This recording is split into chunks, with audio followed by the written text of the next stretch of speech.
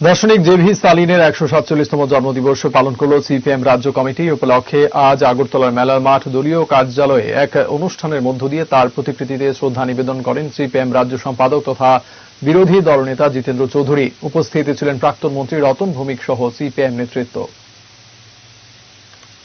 তিনি ১৯২৪ সাল থেকে ১৯৫৩ সাল অবধি সোভিয়েত ইউনিয়নে এইভাবে শুধু দ্বিতীয় বিশ্বযুদ্ধের ক্ষেত্রে তার ভূমিকা নয়,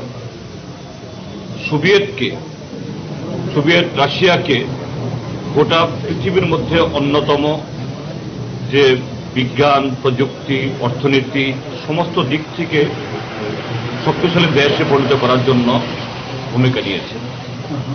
আমরা তাকে আজকে সিপিআইএম রাজ্য দপ্তরে স্মরণ করছি। শুধু একজন রাশিয়ার নেতা, অন্য দেশের একজন মহানায়ক বা রাষ্ট্রনায়ক হিসেবে নয়, কারণ তার নেতৃত্ব না থাকলে আজকে এই পৃথিবীর মানচিত্র অন্যরকম হতে পারত।